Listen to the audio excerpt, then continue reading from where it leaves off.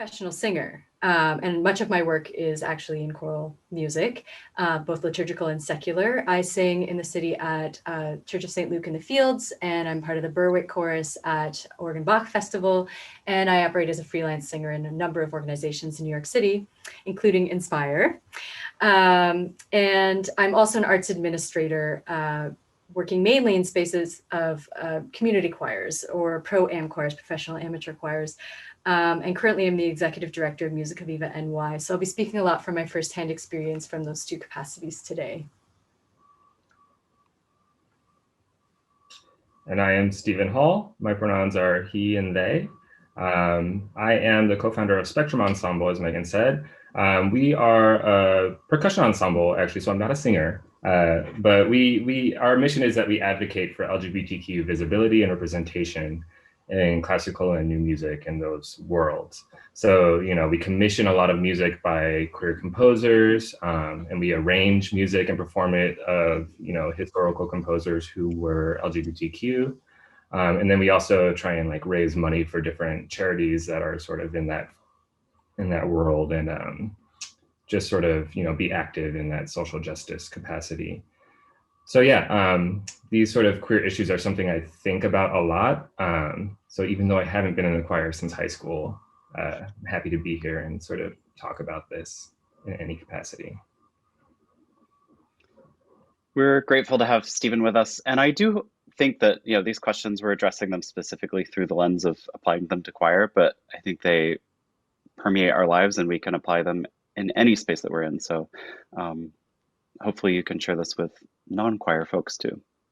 So to build a foundation of common language, we're probably all familiar with, at least to some extent, the LGBTQIA+ initialism, especially the first few letters. So I want to specifically make note of the term queer, though, which Danielle, Stephen, and I will likely use often in our presentation tonight as an umbrella term. It's a reclaimed word that was previously used as a slur, but now many people use it as an inclusive term for all gender and sexual minorities.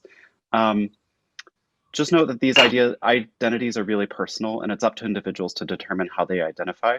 So I, for instance, identify as a gay cis man, but I also identify as queer. And for me, being queer means that I'm part of a larger community. And so for me, it's this really wonderful, inclusive thing. For other people, they might not like being pinned down by some of the other labels within the initialism. And so queer might feel like a less specific marker of nonconformity, and that's maybe the way that they prefer to identify. And while there's growing comfort among the LGBTQI+ community with the term queer, there are certainly some people for whom the pain of having it used as a slur against them is still raw, and so they don't like that term and they choose to use other labels. But today we'll probably use the term often because of what it means to us and because it's useful as an inclusive term. And some of the other letters, as you go along, intersex, asexual, two-spirit, there's pansexual, right? The list goes on. And one of the beautiful things is that there is no definitive list, right? That these identities are personal. People choose how they identify, and you get the opportunity to learn from other people how they identify. Yeah, so we want to talk a little bit, there's a differentiation between these terms, between sexual orientation and gender terms. So I want to talk about the gender terms here. The first one we're going to talk about is cisgender. So cisgender person, and by the way, these are adjectives, not nouns. So they go along with a noun. So you'd say a cisgender person or a cis person. And that is someone who generally identifies with the gender they were assigned at birth. So for example, Sylvia, if she was cisgender, she was assigned female at birth and raised as a girl. As an adult, she is still cool with being seen as a woman. She identifies with that identity, though she hates being ma'amed, right? And she uses he, her pronouns. So sort of, this is what we would think of as, most straight people who identify with their birth gender would identify as that. Cool, and then, so then we also have transgender or trans. A trans person is someone who identifies with a gender other than the one they were assigned at birth. So for example, Sylvia was assigned male at birth and raised as a boy until she let her parents know she was a girl and began her transition. She used to have another name, but will not answer to that anymore since it's not really her name. Sylvia, her name now, or her name uses she, her pronouns. And by the way, when you, if you were to use their name from before, that's what we call dead naming. Yeah, so if you ever hear that term being thrown around, that's what they're talking about. It can be pretty offensive to trans people to dead name them. Cool, and then last but not least, non-binary. So non-binary refers to someone who's, and also it goes, you can, you might hear NB or, and it might be, you know, either of those spellings, literally the letters NB or ENBY, refers to a person whose gender is other than the male or female dichotomy. So you might also hear genderqueer, gender fluid, gender non-conforming. And yeah, some non-binary people use pronouns other than they, them. They might use, and we'll get much more into this later, but they might use he or she, or they might use a myriad of other things. So for example, I use he, him, or they, them, right? And then there's an example here with Sylvia again, our friend Sylvia. They were assigned female at birth, but they've never really felt like that described them. They use they, them pronouns, and their wardrobe, hair, nail polish, makeup, and other choices regarding appearance move fluidly between many gender expressions. Cool, and like I said, we're going to get much more into pronouns in a bit, but these are sort of the big three that you'll hear the most often. So the ones we're all familiar with: she, her, hers; he, him, his, and then they, them, theirs is the standard gender neutral. So yeah, it's very custom depending on who each person's preference. Yeah.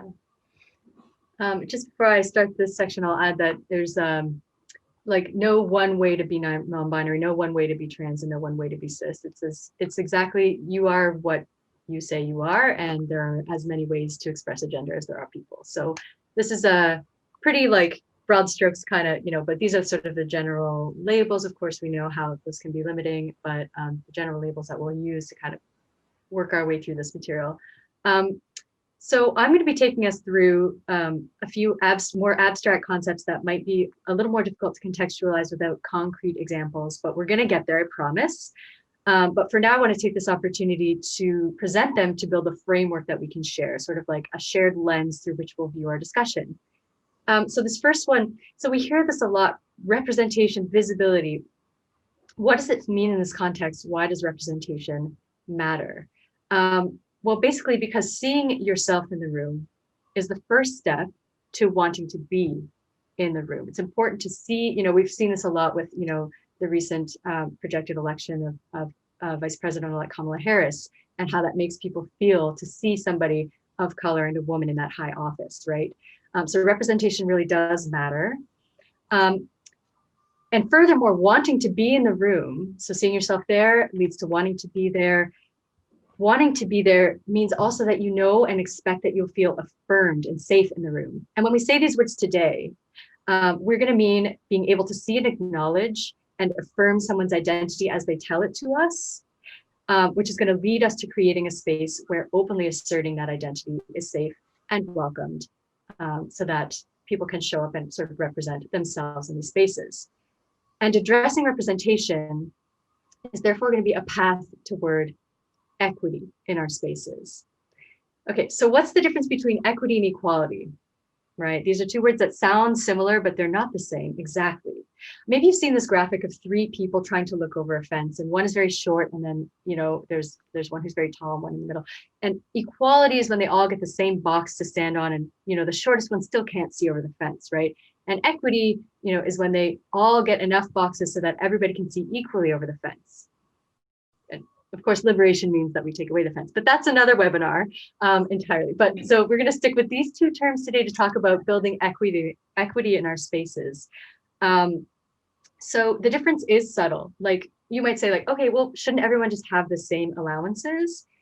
And that sounds nice. Yes, like that's a nice idea. But the truth is that some people may require more allowances or more resources than others due to factors beyond their control, and we're going to talk about that, to flourish and enjoy their lives as fully as others.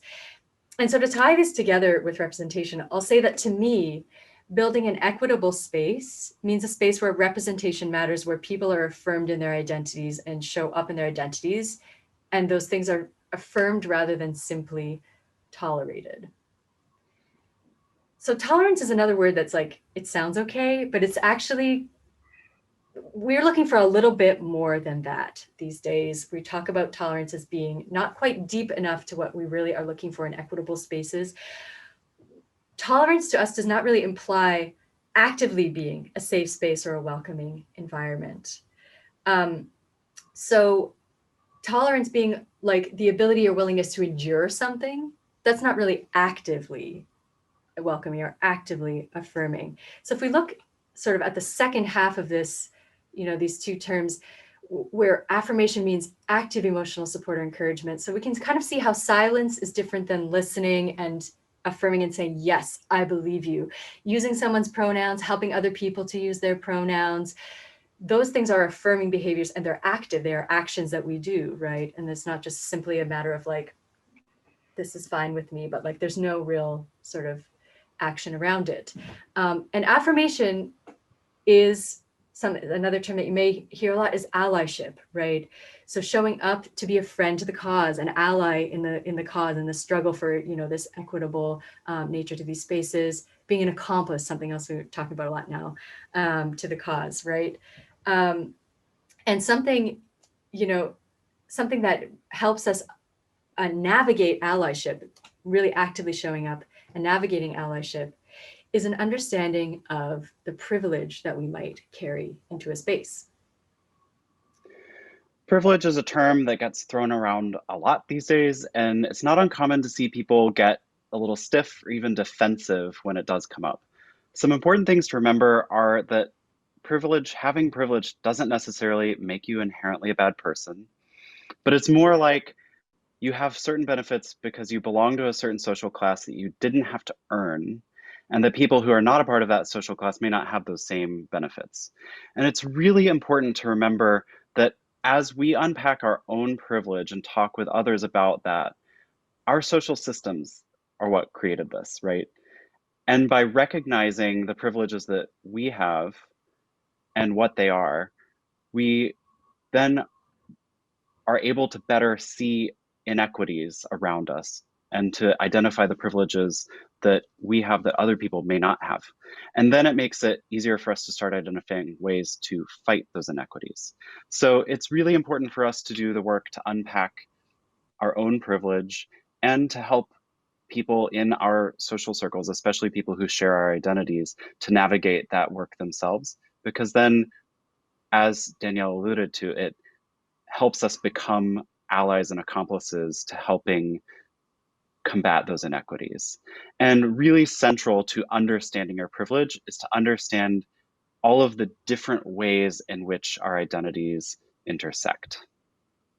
Yes, so that leads us to intersectionality. So intersectionality is sort of, where different, as Knox just said, where different identities intersect.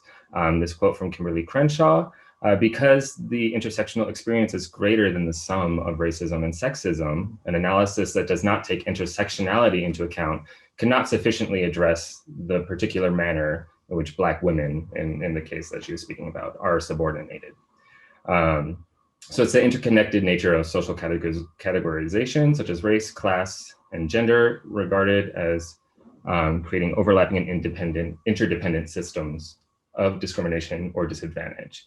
So in my personal experience, I am biracial. I'm Black and white, half Black, half white, as well as queer, right? So I have those identities that are all intersecting. So based on my lived experiences and the way I move through the world in different situations, I have a personal experience with the challenges and the way those different things play in different situations, right? So there's a lot of ways that they come into play, and they can sort of inform how you see things, right? And so also based on my experience and the amount of power, I guess, that comes from having that intersectional identity, I also am able to more easily recognize the ways that I do have privilege, right? So I'm also a cisgender man, right? So and also, even though I am a person of color, I have relatively light skin compared to a lot of other people of color, right? So there's all these ways that I do have privilege. And so recognizing that helps me to realize when I should sort of hand the mic to people who their, their version of intersectionality, their identity puts them in a position where their voice is more poignant than mine in a certain situation, right? So yeah, those are the terms. Can I I add would something just add, quickly? Oh, go ahead, Knox. I was just going to say, I think one of the real great benefits of diving into our own intersectional identities is that hopefully it's a pathway to unpacking your own privilege, but also perhaps engendering empathy and helping to get insight. We talk about the fact that you can't understand another person's experience fully, right? I can't understand what it's like to be a person of color in a white supremacist space, but I can try to gain, enhance my empathy by unpacking my different identities and seeing how my privilege comes to at play in certain spaces. And if you want to kind of play along at home in a low pressure way, something you can do, when you're feeling sort of open to yourself is kind of just think about where you land in some of these different intersections. So we've talked about race, we've talked about gender, sexual identity, class, disability, ability, different abilities, neurotypicalism. What am I missing? Ethnicity, religion. There are a lot of different ways in which your experience may be inflected in a way that maybe somebody else has not even thought of. So this is maybe the first step on this journey is figuring that out for yourself about yourself. Absolutely. So now that we've hopefully gotten at least a bit on the same page in terms of using common language, we want to start digging into these ideas in specifically choral spaces. So we're going to start by looking at the actual space. So to define our spaces, we're primarily talking about classrooms and community choirs. So classrooms are spaces where people are learning, right? Those people who are students are often young, vulnerable, and impressionable. And the classroom is a place where they can build a template for how they go out and interact with the world.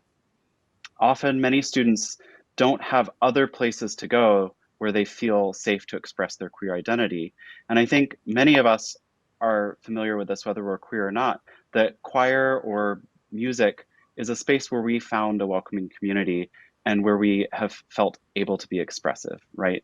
And how much greater is it for queer kids if they feel that that queer identity within them is actively welcomed and celebrated in a space, not just, the ability to come and be expressive, but to come and be expressive as the person who they are in the full ways that they show up.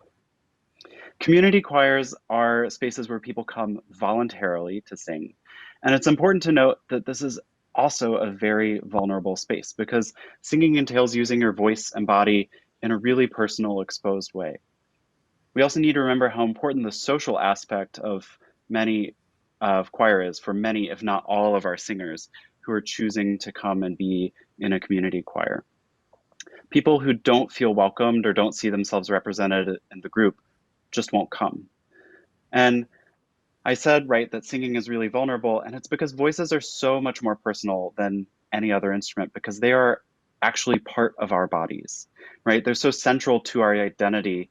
And so I just want to take a tiny dip into the idea of blend and some things that we should keep in mind as we think about blend in an ensemble.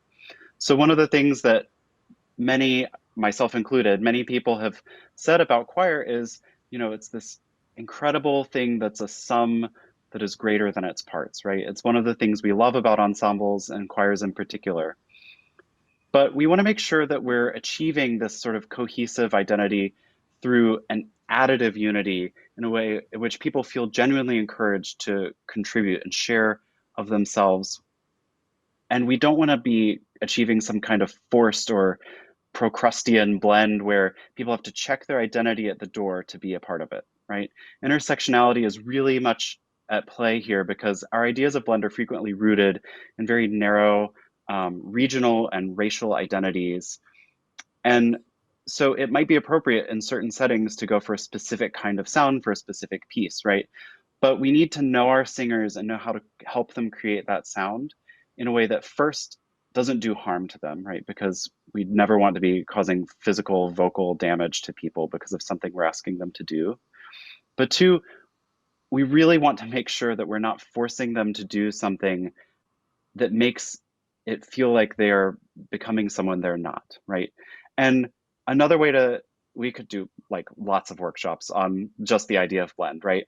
But I want to make sure that we're thinking about it. And one of the sort of central starting points, I think, is that if someone feels fully and authentically welcomed and affirmed in a choir, then you're well on the way to being able to create a cohesive ensemble sound in a healthy way, both physically and emotionally for those people, right?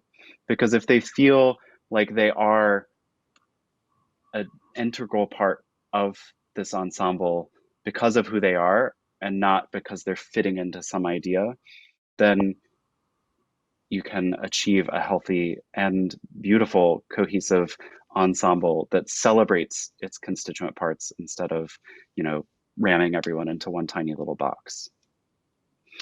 Also, the literal physical space, right? We want to make sure that our spaces are accessible and inviting, and we should be thinking about things like where is it located? What neighborhood? Can you get there by transit? Is there parking? Are there stairs, elevators? What are the bathrooms like in the area? All of those kinds of things, right? And then also I have here more than stickers and posters. It's also good to think about what does the space look like? What's on the walls? What's on the doors? Are there hallway displays? What's up on corkboards? And especially this is true in schools, I think.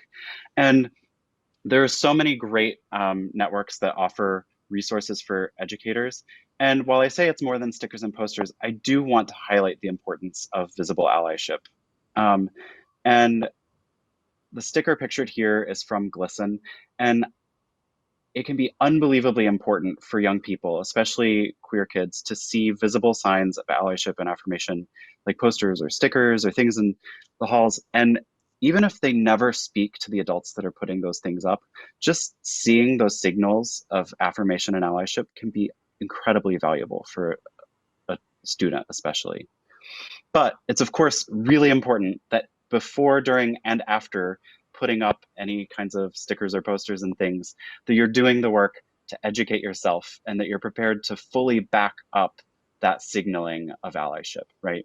So you have to have done the work to make sure that your curriculum is inclusive, that you're, not letting other students get away with using slurs, that you are ready, that if a student does come approach you and wants to talk about these issues, that you're ready to have a substantive conversation, right? And then you can really back it up and show up. But I remember being a young, very closeted queer student, but still being encouraged by those little symbols of affirmation. And even as an adult, those little visible signals matter to me. And so there we go. Think about how you're creating a space for people to show up in. And we'll talk more about that too. And now Danielle is going to lead us into a little bit more discussion of gender inclusivity. Yeah. The first thing I'm going to talk about is pronouns, but I just want to shout out the bathroom thing as being, an aspect of the physical space that, is considered, we consider that through a lens of disability often, but like when somebody can't choose between the bathrooms because they don't belong in either one, that's so deeply stressful. So accommodating people who would rather just use, a gender neutral restroom or a one stall restroom, that's and not just because they exist, like just do it as a matter of course. That creates the kind of space that somebody says, oh, I'm not going to feel stressed about going to that choir rehearsal. I'm going to show up and audition, right?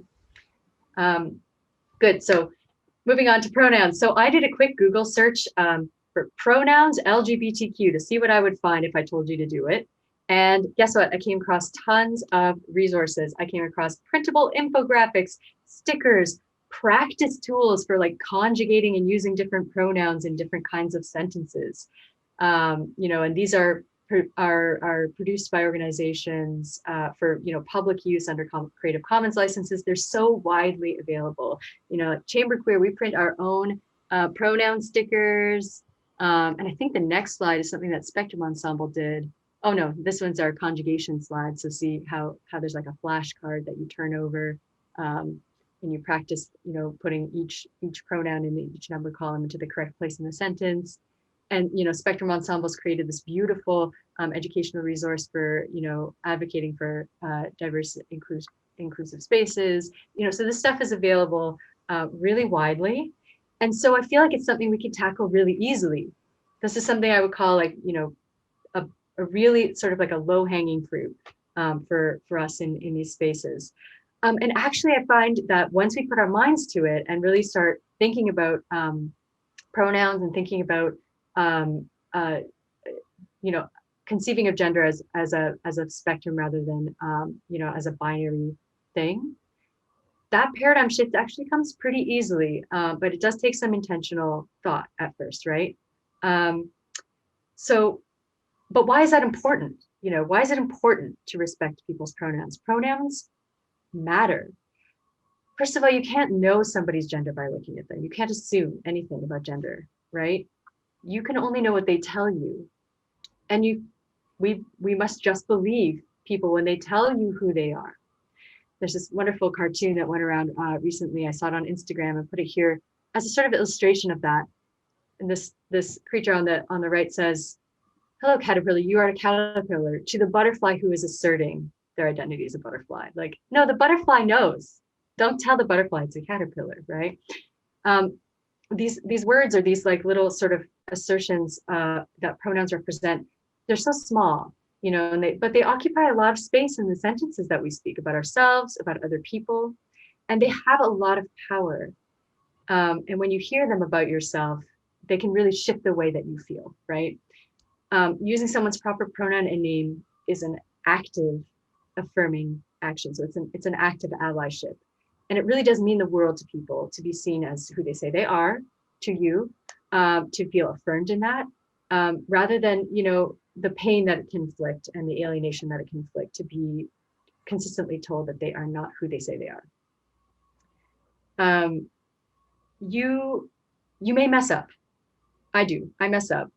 Correct yourself and move on, because it's about intention and it's about knowing that this is not about you, right? And just saying, "Oh, I'm so sorry, they," or hearing somebody mess up and say, "Oh, they," and just move on. And that's part of the process, and that's okay. It's going to happen. It's okay. You can also, there are a few different ways you can ask for pronouns as well. Sometimes asking for pronouns publicly can put people on the spot. So there are a few different ways. You can preempt by putting your own pronouns, like we have done in our little windows here, or in your email signature, your social media bios, so you create the space so that people know that they can assert their pronouns if they'd like. You can also do it like via an intake form or an audition form so that it's optional and it's not public. And where children are concerned or minors, you might even ask for the pronouns you should use when speaking to their guardian, because those could differ, and that would be also an act of deep allyship to kids who are maybe exploring their gender and feel that you're the safe space that they want to do that with. So there's a few options, and I think, as with all the things that we're going to suggest, I think it's a matter of just figuring out what works for your group. I'm now ready for my next slide. Sorry, I did not mean to cut you off. You had great things Oh no, to it's say. totally fine. Unfit. So this also translates to things that we'll do verbally in addressing groups. So not just our choirs, but also our audiences, our staff, our boards, anywhere where we gather in our choral space. So there are this is something I found on Facebook, a multitude of gender inclusive terms that we can use to address a group, from everything from everyone to more creative things like, we at Chamber Queer, thanks to my partner, Jules Fiber, say poodles. That's a Chamber Queer deep cut for you all. And you can get creative and kind of theme it to your group, like superstars or okay singers, or whatever works for you and your group.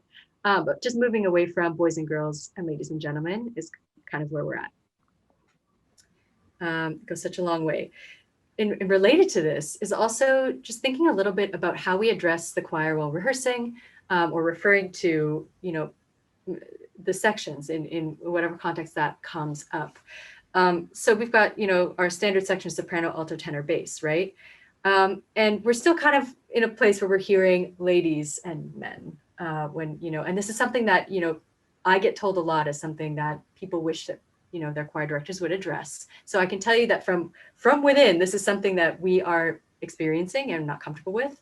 So it's time to, make a little shift. Actually, when I spoke about this on Instagram, saying, gender is not the same as voice part, not all sopranos are ladies, somebody reached out to let me know from Sia Publishing, that they had just published a statement as to why they changed the terminology from their repertoire on their website that was previously listed as men's to coro profundo. So there's a, some space out there to choose what you're going to use in terms of term of address. But the easiest thing is to just refer to the sopranos as sopranos, right? And the altos as altos, and so on. And I'll share from my own experience. I Please. got all the way to grad school before I ever was in or conducted a choir that had, at least to my knowledge, any male altos, right? I had amazingly come all these years through many, many choirs. And I had also been in choirs where people were just using, boys and girls or men and women to refer to the upper voices and the lower voices. And so I had to make a shift, and it took practice, and it took learning to, refer to sopranos and altos as sopranos and altos and not women. And it takes, all of these things take practice, but right, we don't come fully formed out of the ocean ready to do all of these things. It's a growing process for all of us. And, since then I've had non-binary and trans people in my choirs. I've had female tenors, right? And so just having learned to adopt that language, and I'm sure I still slip up from time to time, but it's making a space where hopefully people who are in sections that, might not traditionally be associated with their gender identity feel comfortable and included when you're addressing the whole group. It's just more objective language. Like, when we're talking about referring to a choir as a treble choir or an upper voice choir rather than a ladies choir. I mean, it's more objective. Like that's actually what it is, right? Or, and that doesn't preclude then, people of different genders who may have an upper voice or a treble voice and want to join the choir. And it also doesn't have to be like, you might have a group of people who are all cis women, and they might be fine with having it be called a ladies choir, but you will not get anybody else coming into that space who doesn't identify that way, because they're not going to see themselves there. So that gets back to that representation, preempting the actual arrival of someone who needs to be accommodated, right? With a shift to gender inclusivity. So something to chew on. And it's sort of related, but having a plan for changing voices, it's difficult in the choir, that's maybe all treble voices, where you have a voice that's changing to a voice that will maybe no longer, the repertoire is just not going to accommodate that voice anymore. And it also exists in SATB choirs. And I think Knox, you wanted to speak a little on that as well. Yeah, I mean, as conductors and voice teachers, we're used to dealing with changing voices, right? But we might only specifically think of them as boys who are going through puberty, having their voices change, but also aging voices, right? As the larynx ossifies, all kinds of things change to our voices. And older singers, we're probably pretty familiar with older singers needing to change voice parts, right, in a choir. And so it's about being, taking what we already know and people have a lot of expertise in, and there are great resources for this, and just expanding our understanding of how to apply what we already know about changing voices. And then also, I wanted to say something about when you're voicing a choir, right? When people are joining and you're figuring out which section to put them in, whatever your process looks like, right? Whether it's you vocalize them and say, you seem to fit in the alto section, make sure that it's not just a, you're an alto now, but that people feel included in that conversation and also invited to let you know if their voice changes or if they're singing in it and it doesn't feel great, right? Say, I'm hearing what sounds like a great alto voice. I think that's, maybe the best fit for you. If that doesn't seem to be working out, if it's not feeling good, or if your voice ever changes and you think you might need to be in a different section, please let me know, right? And make that offer upfront and make it again, right? So that people are hearing that and hearing that there is flexibility for them to change sections, or, maybe you even have to get extra creative. Sometimes also people have like a vocal injury and we have to accommodate, they might have a really narrow range. And so just be open to the idea of changing voices, not being confined to pubescent boys and people who are getting older and having their voices, their larynx ossified. Nice. Thanks. My last little soapbox on this is dress code. So I've gotten so many, how many people here are in a choir or belong to a choir that has a dress code? How many people here have to own a tux to sing in their choir, or a gown? Okay. So I've gotten so many emails like this: women black gown, men tux. This is a quote from an email I've gotten. And I'm like, well, what am I supposed to wear?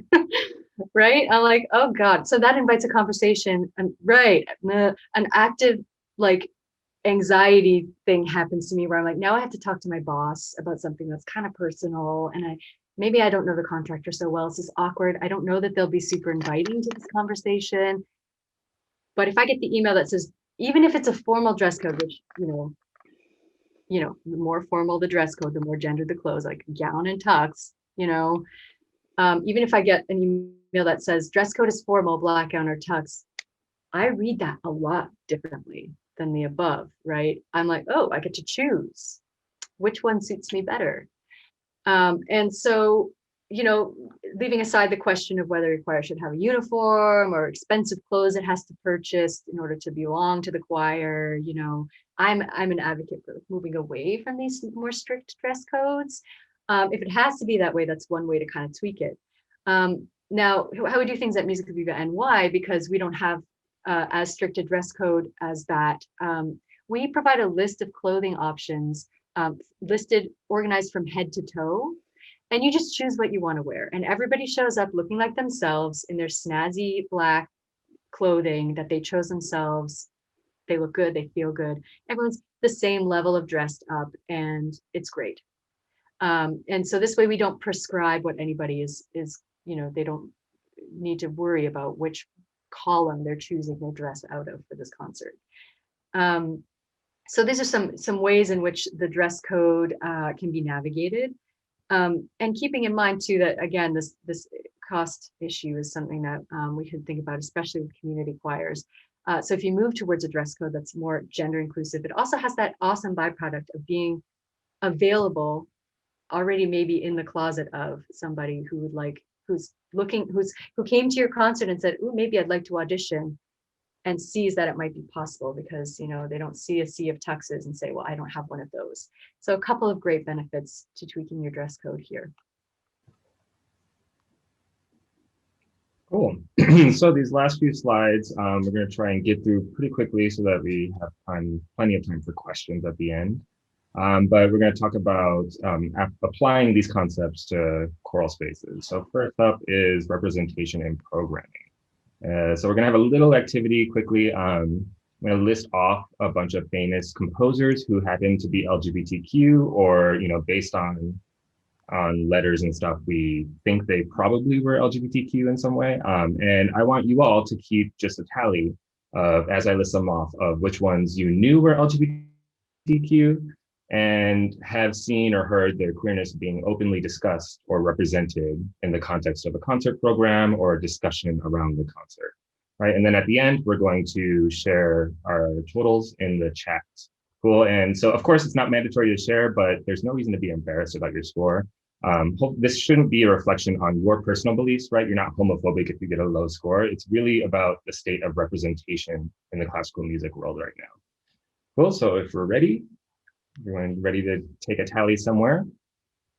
So Benjamin Britten, Samuel Barber, Corelli, Leonard Bernstein, Francis Poulenc, George Friedrich Handel, Frederick the Great, Jean-Baptiste Lully, John Cage, Franz Schubert, Aaron Copland, Tchaikovsky, and Ethel Smith.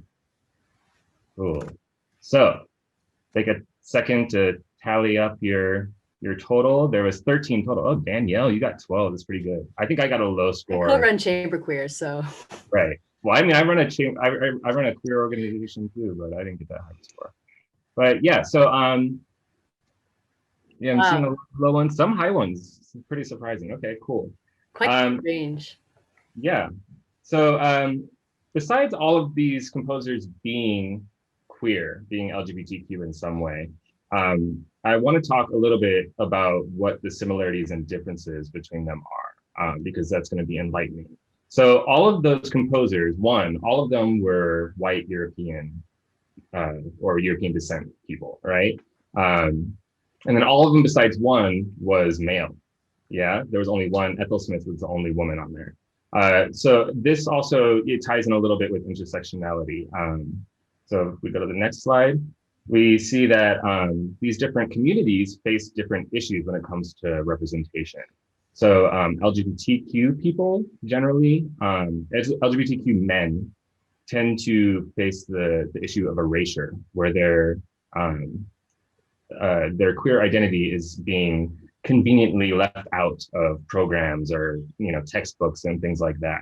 It's just not talked about, right? And so we often hear excuses like it's not relevant to their work, right? What does them being gay have to do with their music, right? But when we get this total of all of these people who we had no idea that they were LGBTQ, we get a situation where it becomes harmful to people learning about that. They don't see themselves represented in that.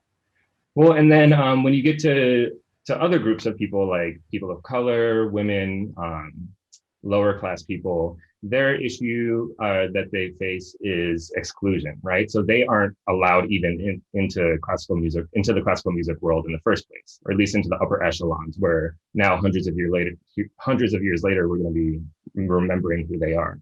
Right. So that's why you see only one woman on that list, is because they were excluded from that community. So there's these different issues that the different communities face when it comes to representation in classical music. And that's why that's one reason, at least, that intersectionality is so important.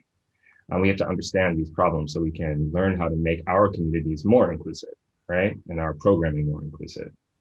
So the big question is, should I intentionally program on concerts music from different composers, right? And the answer is yes. You just have to be careful about a few things. So one, you have to avoid erasure, like we were talking about. If you're programming a work by a queer composer, be sure to, or someone who, a composer who might have been queer. It would be a really great thing to include in your program notes, or just discussions around the music. It doesn't have to be like everything that you talk about, but it's you don't want to participate in the tradition of erasing queer identity from history, right? We want to make sure that's included. One really important note is that if you're programming the work of a living queer composer, you have to make sure that you get their consent first before you talk about them being queer, unless it's someone who is always talking about that publicly, right? But if they're not publicly out of the closet, if you out them, you could be putting them in a dangerous or at least uncomfortable situation. So you just make sure you get their consent first. The next one, avoid tokenism, right? So if you're programming the work of one of these, a composer from one of these groups, you need to develop a relationship with their music. You can't just put their piece on the concert just to check your diversity box, right? So just as you would program, you might have a theme of the concert, right? And you would program different pieces specifically because, you know, you think they're great works. You think Beethoven's Ninth is a great piece, you know. You should also develop a relationship with the music of these queer composers, you know, like take the time to research their music and don't program it if you don't like it. Or if it doesn't fit, don't program it just because it's a queer composer, or, you know, a person of color or a woman, etc. The worst thing you could do actually is to do it just to check that box. That's what we call virtue signaling, right? And that's where you are sort of disingenuously doing it just to make yourself look good. Yeah, I also do want to mention appropriation, which isn't on this slide. Appropriation is when you take material from a culture that's not your own and you use it sort of for your own gains, right? So sort of for that virtue signaling. And you do it without taking the proper steps to fully appreciate and give credit to the culture that you're borrowing from, right? So often people think they're doing something good. They think they're being sort of worldly by taking influences from other cultures. But in the end, it can actually cause more harm than good. There was a recent thing with Orlando Philharmonic, I don't know if you all saw, that they had commissioned a piece by a European white composer who was a straight man. And the piece was in commemoration of the Pulse nightclub massacre, right? This massacre at a nightclub, I think 4 years ago now or 5 years ago, where about 50 people were killed, and most of them were Black and Latinx or Latine LGBTQ people, right? And so it was a really big deal that they chose to commission this composer, and he was getting all this money to write this piece in commemoration of this event when he, you know, has no experience with that community at all. And they could have chosen a composer from that community who has a much more personal investment in that and could have spoken to it more, right? So that the orchestra was trying to do something good, but they ended up causing more harm than good, I guess is the point.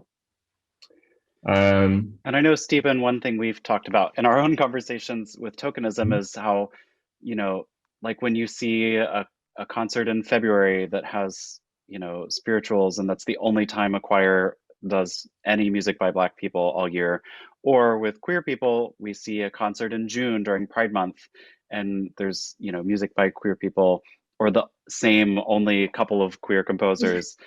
You know, this shouldn't be something that's confined to 1 month out of the year and virtue signaling like that, but something that we're integrating into our programming throughout the year. And really doing that work, like Stephen was talking about, is so important, that it really is, you're putting the same energy and research and all of your, you know, skills and critical thinking as a musician into preparing this work and sharing it with your audience and contextualizing it for your audience that you would for a Bach cantata or a Beethoven symphony, right? That it's the same approach, whoever the composer is. Yes. So this is all programming, right? And it's all great, but we have to recognize that our work cannot end at programming, right? We've already been talking about so many other things that you can do, but we're going to talk about some other things that we can do to create affirming environments, right? So one other thing besides programming is creative artistic vision, right? So we can think of ways that to challenge traditions or norms that might create a more inclusive environment. Or think of the ways that traditions and norms that already exist might create a less inclusive environment, right? So these things, form, standards, genre, taste, presentation, a lot of these things can go a really long way to subtly alienate people and make our communities less welcoming for various people for various reasons. Personally, I think that queer people are, based on our experience, we're really good at challenging traditions. We've already challenged the tradition of sexuality, so like I think very natural for us to extend that to other areas. Anyways, So we have a couple of examples here. The first one, there was this play that was put on by queer artists. It was a virtual play recently called Circle Jerk. And it was just it definitely, in many ways, challenged the notions of what theater is, right? Yeah, you can look up more about that. There's some articles written on it. And then there's also a traditional music notation, right? That's just one more example of sort of a tradition that might exclude people from your environment, right? That's one way that actually a lot of people are excluded when it comes to funding for grants and stuff, because they require a traditional score or something. So if a composer doesn't work in that medium, then they're, cut off from that funding. So, you might want to take a minute to ask yourself, maybe when you do the intersectional identities activity for yourself, you might also sit down and think what other traditions in your world, whatever your, choir community is, might you be able to challenge in your own work? What ways might you be able to question the way things are and make it more inclusive or make it, more interesting to different people? Something that you can think about from a strategic standpoint is board and staff development. So thinking about the people who are in leadership positions, decision-making positions in your organization. And the reason I say that is because if you ask yourself who is in the room and have a look at sort of like how the general demographics play out, if you're looking at a fairly homogeneous community, you are going to have blind spots. So what we've all been talking about in our organizations now is looking to board, staff, and other kinds of senior leadership positions or decision-making positions, maybe your advisory council, and looking to populate those decision-making places with diverse voices. Now, it's not just about having one diverse voice or like one of every diverse voice, like tokenism, right? Is not what we're after here, but what we're looking for is choosing people who are invested in your organization, who are there for the right reasons, who care about what happens to it, and you care about them. And so there's a relationship built there and a rapport where they are, willing to contribute their diverse perspective, very valuable perspective to the work that you're looking to do. This process of sort of, reconfiguring your decision-making team can take time, and you shouldn't be afraid to ask for help with it from a consultant or another person that you might hire to help with this. Because this is going to lead you toward what decisions, what policies, what artistic decisions, strategic visions you can put in place in your organization that lead you toward that equitable space, the space where individuals of diverse backgrounds want to be, where they see it and they say, oh, that's a space that looks welcoming to me, as opposed to the place where they might already be and they're just feeling tolerated, right? We also threw together just a short list of the things that we could brainstorm, thinking of other potential barriers, including financial barriers, even right for a community chorus or a school choir, and financial things, physical things. We talked about a little bit. Who's hearing about it, right? Who are your concerts designed for? And things like, is there an audition? What is the process to join your choir? And is there a cost associated with being able to even prepare to be a part of it? So these are questions to be thinking about at an organizational level and thinking about strategically, to be trying to eliminate barriers to the access for your ensemble and also for your audience, right? We could do a list for barriers to audiences participating with you. And so these are things to think about, not just for what you're doing in your day-to-day, but what you're doing from a structural and organizational standpoint. Yeah. So to close up, I think it would just be good to recognize that all these things we talked about so far are just starting points, right? And so the idea is that we want to start having the mentality of, constantly seeing ways, almost, put on your diversity glasses, see ways where you can create an affirming environment in every way. Every community is going to have unique challenges and solutions. Luckily, I think, as musicians, we're creative people, right? So we're uniquely set up to be leaders, I think, in the world. At least that's my belief when it comes to this.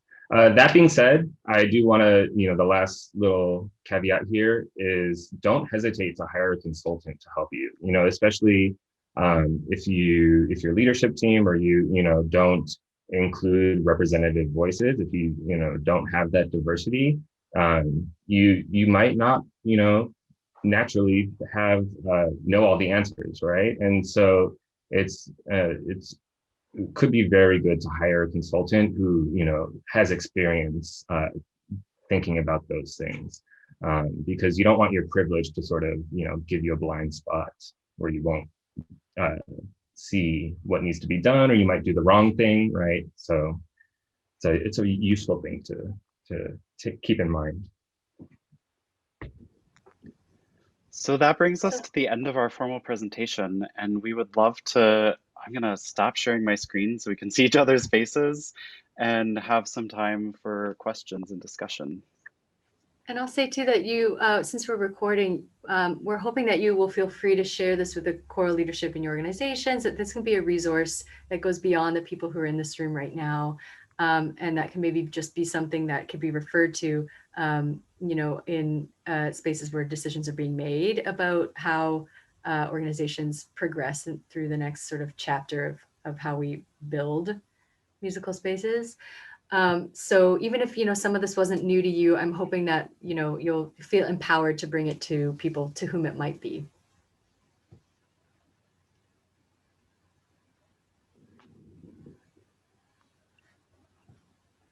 So I guess, I don't know, Knox, what's our, can people unmute or what should we do? Yeah, I would say just unmute yourself and start talking if you have a question or something you want to discuss a little bit more deeply, or you can pop something in the chat.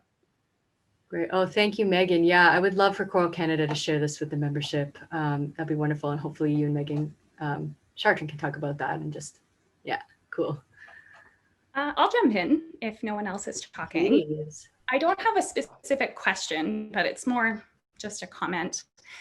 I teach at a musical theater program at a university in Edmonton.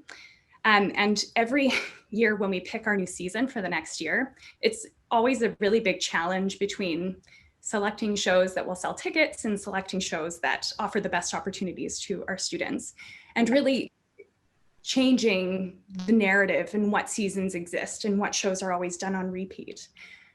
So this year we're doing a production of Into the Woods, and casting is happening this weekend, which I'm really looking forward to because I think we're going to have some cross-gender play happening, and also potentially having some non-binary individuals playing non-binary characters. Mm-hmm. And so there are going to be moments where they're just themselves on stage, but then they put on their costume and then they become the prince, or they become stepsister, and that we can be playing with parts that are in drag from whichever gender they're actually playing. But that's not something that can be done every time we do a show. Right. So that's the great thing about musical theater is that all those songs are transposable. Like there's like a very, honored tradition of just like making it work for whoever. And so I would, maybe the artistic leadership gets together and just opens up ideas and assumptions about characters prior to the casting, and just has a conversation. What if the prince was this, or what if this character, and think about fitting, not fitting who you have into it, but switching that paradigm, kind of like we're talking about with voicing, where it's about like the subjectivity of the people in the room and like fitting whatever it is that you want to do with them to who they are, rather than the other way around, right? And opera's tough for that, right? But musical theater is a little bit of flexibility.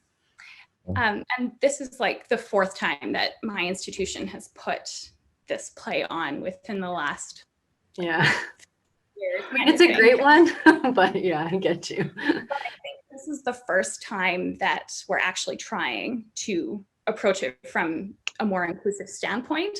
But the challenge is just from the existing pool of what exists versus trying to branch out into something different. And then it's hard in choral music too, but it's one song that has to be, well, not not tokenism, but it's harder to find a good piece, a good play or musical that exists that fits all of the needs and checks all of the boxes, because it's such a huge work.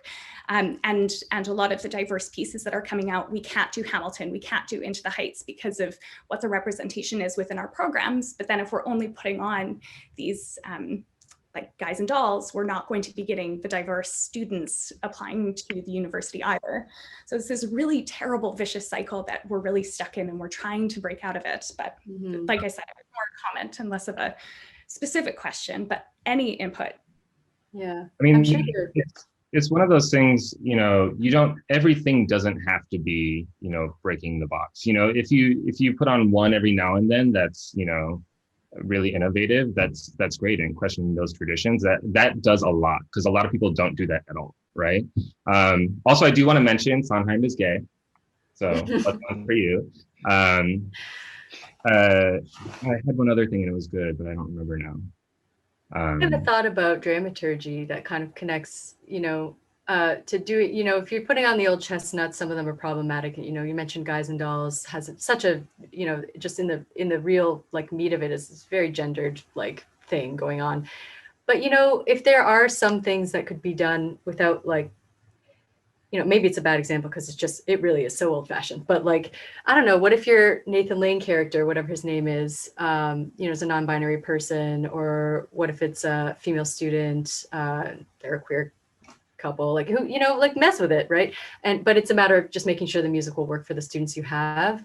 And that's like a logistical question aside from dramaturgy, but like, even those pieces can be shaken up a little. And even if the production is like, you have the set and it's traditional and we're doing it this way, like you can still kind of make it work for your students in some ways that don't have to be like a full concept.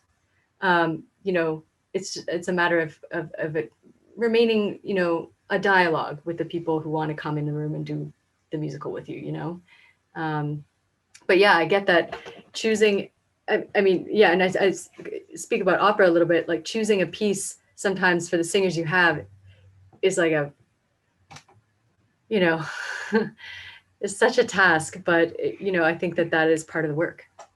Yeah, well, and one of the strategies Inspire likes to use is just commission new music. And I think that's something that all of our ensembles do a lot of.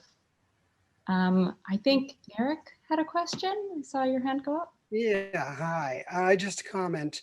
I'm Eric Lamp. I'm a freelance professional singer in New York. I help run a small opera company. I'm formerly a musical theater performer. I've been around a long time, and I'll do anything for a check. So because of that, I've had a lot of influence. And one thing I did want to mention, I really appreciated this presentation because, like, for my world, this was very much a basic 101. These are issues that we deal with and have been dealing with for years. Okay. I was thinking in terms of your approach to dealing with community theaters, dealing with schools, it's incredibly valuable. But what I would caution is the use of it in terms of, often it can be a flood of information that can be accusatory in no way meaning so. But for example, my former church choir, Middle Collegiate Church, every year has a diversity conference on diversity and religious experience, and part of that is music. And I remember having this very, very heartfelt conversation with a female choir director from the Midwest who had a choir of basically 50-year-old women. And spirituals were something that they do not do, that they were very that was not part of their culture, but she was very interested in introducing that. And she was scared to death that because they were an all-white Midwestern Iowa choir, that in some way they would be seen as appropriating culture. And the easiest way I could get through to her that it was okay for her to do spirituals was that, would your group, would your choir, would your congregation be more enriched by experiencing this music or not experiencing it at all? So the idea that that you need to meet people where they are and understand what progress is on the very many levels it can be. Yeah, that's well put. I think that a lot of maybe the one thing to say is sort of like, this is always something that comes with a big like nota bene context is everything, right? It's going to be what works for you in your group, and you're going to have to do that in dialogue. But yeah, that actually speaks really well to something that people feel they have to tiptoe around, right? It can feel very daunting. It's Sure. a very weighted topic. It's a very hot topic, and we want to. And I love this information, and I want to be presented as positively as possible. That's right. Yeah, you want people to feel empowered to make decisions about what they're going to do to move forward. And maybe, Stephen, that relates a little to what you were saying about appropriation and appreciation, right? Mm-hmm. Yeah, and it's also, I mean, I think, you know, that choir in particular, it's great that they want to perform that music. You know, it's awesome. It might be one of those situations where you hire a consultant. It might be a consultant to just come in and talk about spirituals, the style of spirituals, right? And then that's the work you need to do to, you know, build a relationship with the music. You know, but I think what yeah, all of these concepts that we're talking about, they sort of do apply at different levels. It's like, you know, where are you in your progress towards you know, creating these environments, and so, you know, what level of this concept do you apply to where you are, right? So for them, you know, it's great that they're performing that. It's really cool. They shouldn't not perform it because they're scared. But, you know, they should just take those little extra steps to make sure they're actually, you know, appreciating the culture, which I'm sure they would do, you know. It's like Danielle and I were in the New Music Equity Action, this group that's working on anti-racism in new music. And it's mostly white people, right? And I, as one of the few people of color in there, I definitely noticed a lot of them, they're, you know, the intrinsically by being there, they want to be doing things, they want to help, right? But I noticed that there's like a hesitation because they don't want to misstep, they don't want to like do something wrong and then you know, be racist all of a sudden, right? And so I'm constantly like, no, let's just do things, let's go, like let's do this, you know, you're gonna mess up, you're gonna make mistakes, what matters is the intention, right? Yeah. And yeah, just constantly trying to do better.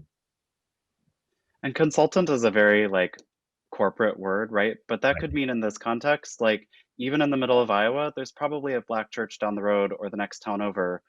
Go cultivate a relationship with the music director there and bring them in to do a workshop with your choir, right? Like you can do that in small ways, right? That is in that situation, bringing in a consultant. And, you know, I think, you know, on the one hand, maybe it's good to have that moment of recognizing like, oh, this is out of my wheelhouse and I'm not 100% comfortable with this. And that's the perfect time to say, let me ask for help, right? Let me find someone who has more experience with this than I do. Yeah. And get from scared to empowered and excited. I feel like that's the fork in the road with privilege, right? Like the tensions are high right now, and a lot of people feel like when privilege is invoked or when they feel their privilege in a certain way, that leads, like one fork leads toward like feeling guilt or feeling defensive, and the other fork leads toward listening or sort of growth, right? And so you're absolutely right, Eric, in how we approach these conversations, like that fork can be like very much, you know, you can be very easily pushed from one side of that path to the other.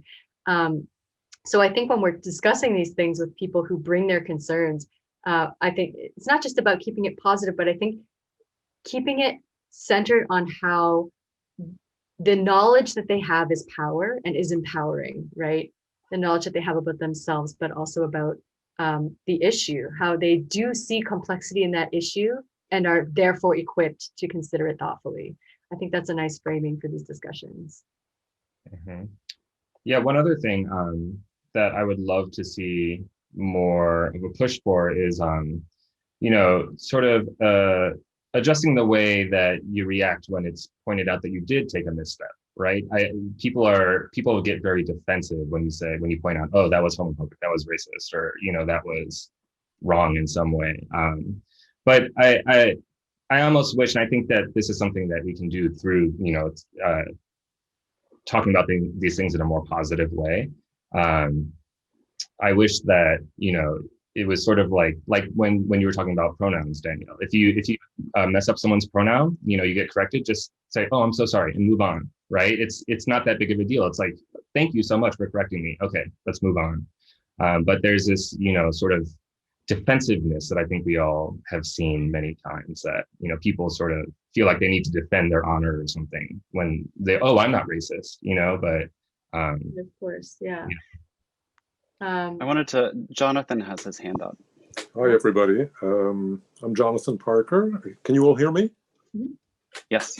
So a couple comments and then a question. I'm a person who sang a lot in high school and college, almost exclusively in what we would then have called all male, both choirs of 40 or 50 voices and also much smaller ensembles. And especially at the college level, where a cappella singing has become extraordinarily diverse and I think successful, the evolution from the so-called all-male group, even in places that are coeducational where there are mixed choruses, has been a bit controversial, especially for someone like an old fart like me, because our generation, and even 20 years after me, find that change, so that I would say now women who are in these all-male groups singing the tenor parts, I would say these are, to my knowledge, not people who identify their gender identity as a cisgender female, but they're singing in what we would have called, in my generation, an all-male group. So my question in general is to have any of you who've had experience with this evolution talk about it. I'm kind of already persuaded that it doesn't really matter, but there are artistic questions about the qualities of voices, higher voices, both among men and women, altos and tenors. So that's my question. I also just wanted to comment about the biography thing about artists in general, whether they're singers or composers. And that's this, I think it's a hole that we often fall into, where we will say he's married. And if we don't say he's married to a man, the assumption is that it's a straight relationship. And I think, she's one of the world's best female artists. I think we all have to really catch ourselves. And whenever we use any kind of reference like that, we have to, if we're going to put sexuality in a biography, we ought to identify people as being straight, if they're openly straight, because otherwise it somehow makes this differentiation stand out as if it's some kind of a, I don't know, oddity or unusual thing. And that's a hard thing to get, I think, even, queer people or any person who is not in the majority, who isn't in that sort of privileged group, you sort of take for granted those things I just described. I'm going to shut up now. You're right. Thank you so much. Yeah, that was really great for sharing that. And you're absolutely right. It is, we have different expectations about how we talk about things for queer people or straight people or Black people or white people, right, when we put in biographical information. And it's something we need to be especially careful of when we're lecturing, writing program notes, all of those sorts of things. I do know, the Yale Whiffenpoofs, right, famously admitted their first female singer a few years ago, I think. I think it might have been right after I finished grad school. And I think you're right. I think the trend is moving in some places, right, more toward prioritizing range and vocal quality and building an ensemble that, the constituent parts, the people can sing the notes that they're trying to sing and the repertoire that they're trying to sing. But I do think that there's significant resistance to that still in some circles, and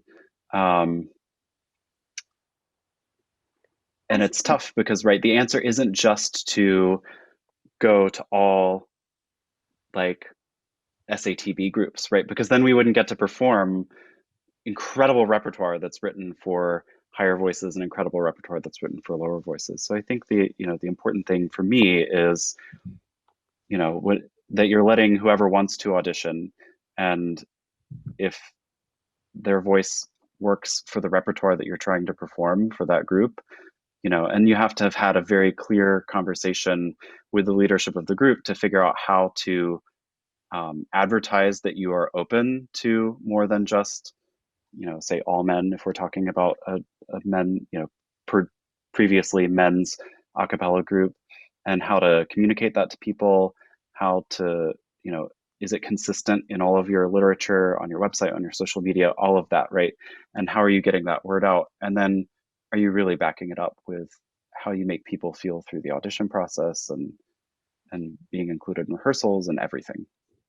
I had these conversations a little bit with a friend of mine who teaches at a boys' school. And I think, and if I may, because I haven't really researched this topic, but my experience of like hearing about this issue is that there's an inflection of class in this discussion as well, right? Because these all male groups and these boys clubs or boys schools exist in spaces where that particular group of people have been prioritized historically, right?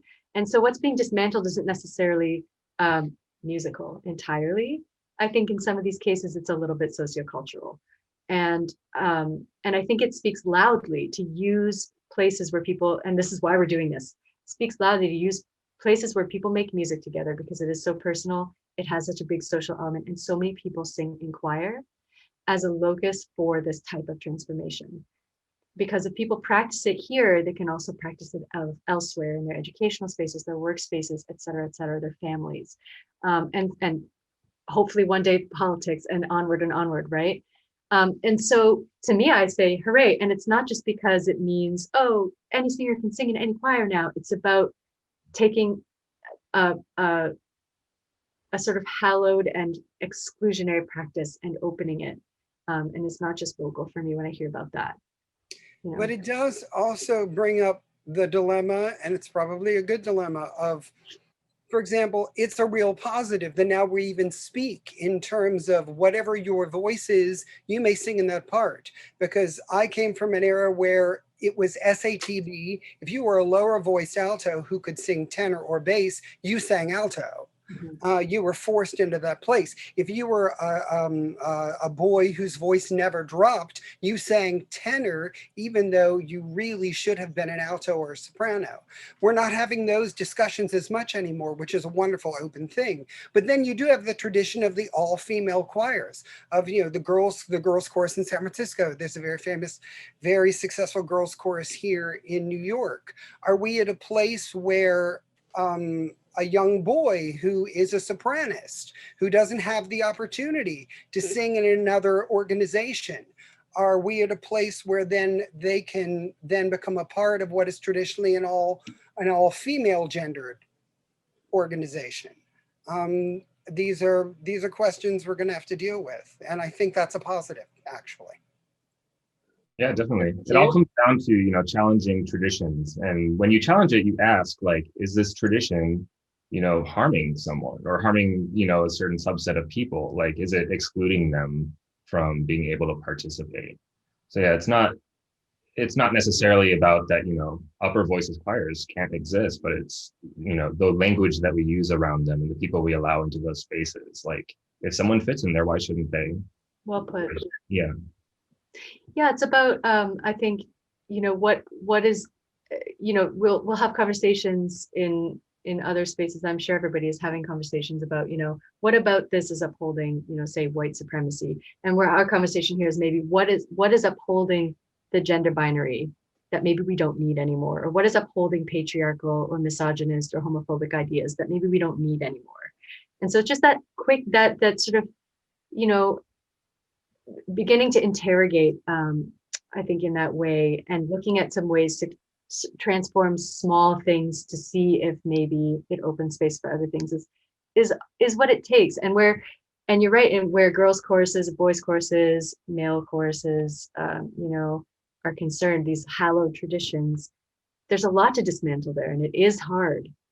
I mean, I'm kind of here for it, so and I think probably if we're all here, everyone here is probably feel similarly. I do want to draw attention. I did just want to highlight that Katie popped in the chat some language about her upper voices choir with some, explanation of what an upper voice is, and saying that ranges are not tied to gender but are tied to your voice. Yeah, that So took thank you, me. Katie. Thank you. Well, yeah, I started this choir now in hibernation, fortunately, but that explanation took me a long time to write because it is so ingrained in so many ways. It's like, how do you describe what a tenor voice versus an alto voice is? Because they do overlap. But I just want to say that if a couple of years ago, I gave a colleague a challenge that he was using men and women often in rehearsal. And I gave him the small challenge and said, can you make this change this year? I want to give you this challenge for this season. Use voice parts instead of men and women. And I noticed that our singers also had been using men and women, and this is a men's piece and that's a women's piece, and what are the men wearing, what are the women wearing? And once both of us, as in the leadership position, stopped using that language, it has now trickled down to the singers have stopped using that language as well. And I think that is really positive because our singers, they're 18 to 25, they're in that mindset already. They have friends who are varying genders and sexuality orientations and everything like this. But there was still some holdout because it was in choir. But so when the leadership started changing it and not making a big deal of it, but just changing, it has had that trickle down. I hate that, but it has had an effect on our singers as well. And now they'll go forward. That's a great point. That's a really great point, because we talked a lot about making spaces welcoming and affirming for queer people, but didn't talk as much about the example that you're setting for people who aren't queer, but to maybe learn how to be more affirming and better allies, right? And that we can model allyship for other people, and we need, straight and cis allies, in great abundance, right? The more people are exposed to that, then the better. So that's wonderful to hear. Stephen, you had something you were going to say, I think. I was just going to say that's awesome. Yeah, that's really cool. I have one question. Is there any way to get this presentation presented at something like a choral association conference, and or to get it to the universities, to their collegiate a cappella singing groups and or associations? That's a suggestion. I don't know if there is a way, but that's a suggestion. Yeah, we can work at making that happen. Yeah, since we recorded and everyone was gracious enough to allow us their faces, we'll Megan, I don't know what the plan is in terms of hosting, but I mean, we certainly at Chamber Queer will plan to host it on our burgeoning resources page, either as an embedded link or natively, so that it's sort of available amongst a number of other resources, downloadable or clickable, to use when self-educating or educating your group on issues like this. So yeah, and I don't see why it couldn't be disseminated more widely, but of course Megan will advise on that. Yeah, for sure. And I think it's wonderful too to have the opportunity to talk to the three of you, and I hope you get the chance to present this again. This was just such a wonderful presentation. Thank you so much for taking the time to put it together, and for being such a wonderful start to our webinar season. Thank you everyone else for showing up. We hope that you'll be able to join us again for some of our later sessions. We've got a super varied program set up. Our musicians are very talented. So yeah, if anyone has a last question, I think we can take one more. But yeah, that's about it. And we're here. I put Chamber Queer's website in the chat there, so if you want to get in touch, get involved, get connected, reach out to us on social media. Yep. Danielle said earlier, the DMs are open, I think. That's right.